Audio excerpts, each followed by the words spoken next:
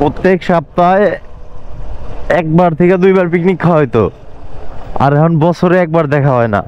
আসসালামু আলাইকুম এভরিওয়ান, কি অবস্থা সবার, কেমন আছেন সবাই? আশা করি সবাই অনেক বেশি ভালো আছেন। আমি আলহামদুলিল্লাহ অনেক ভালো আছি।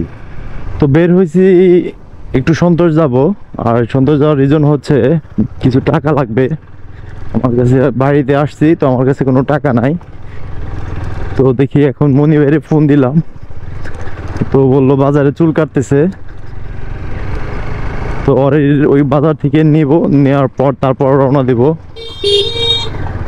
ইয়েতে যাওয়ার জন্য, সন্তোষ যাওয়ার জন্য।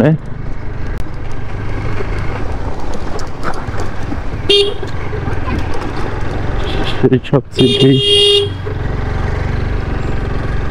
তো মনি ভাই বাজারে থাকার কথা। এই হচ্ছে বান্দা আপনার, বসেন। কি প্যান্ট পরা লাগবে আবার? আরে জামার আসবো। তো গাইজ অনেকদিন পর আপনার বাসায় আসছি। তো একটা বিষয় কি, রক্তের সম্পর্ক ছাড়াও অনেক সময় অনেক সম্পর্ক হয় যেগুলো রক্তের সম্পর্ক থেকেও অনেক বেশি। যেমন মনে করেন আমি মনির বাইরে ফোন দিছি যে আমি একটু এক জায়গায় যাবো, তাহলে বের হয়। তো সে আমারে বললো আমি চুল কাটে দিছি, বাজারে আসছি। তো ওরে বললাম যে অমনি যাওয়া লাগবে, তারপর সে কোনো কথা বলে নাই। কারণ সে বললো আচ্ছা ঠিক আছে আমি আসছি, তুই আয়। তো এই হচ্ছে আসলে সম্পর্ক। কারণ ভাই ব্রাদার বা বন্ধু বান্ধব যেটাই বলেন না কেন, কিছু আত্মার সম্পর্ক আছে যেগুলো আসলে টাকা পয়সাতে মাপা যায় না, যেগুলো সম্পর্কে আসলে বলতে গেলেও ওইরকম ভাবে বলা যাবে না, কারণ এগুলা অন্যতম একটা সম্পর্ক।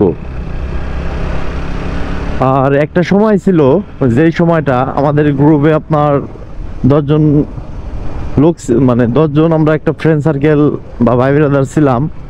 তখন আপনার দিন নাই রাত নাই, একটা সময় আপনার একসাথে থাকছি, সব সময় ঘুরছি ফিরছি, যেখানেই গেছি একসাথে।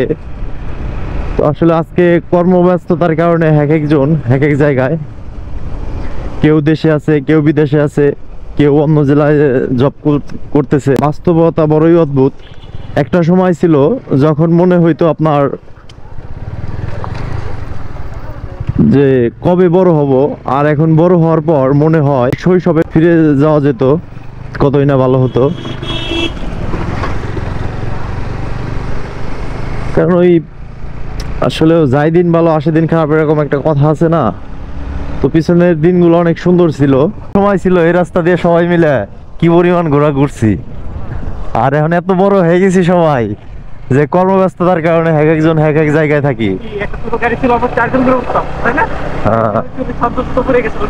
আপনার এই যে খেজুরের গাছগুলা দেখতেছেন, শীতের সিজনে এখানে অনেক খেজুরের রস পাওয়া যায়। প্রত্যেক সপ্তাহে একবার থেকে দুইবার পিকনিক খাওয়া হইতো, আর এখন বছরে একবার দেখা হয় না।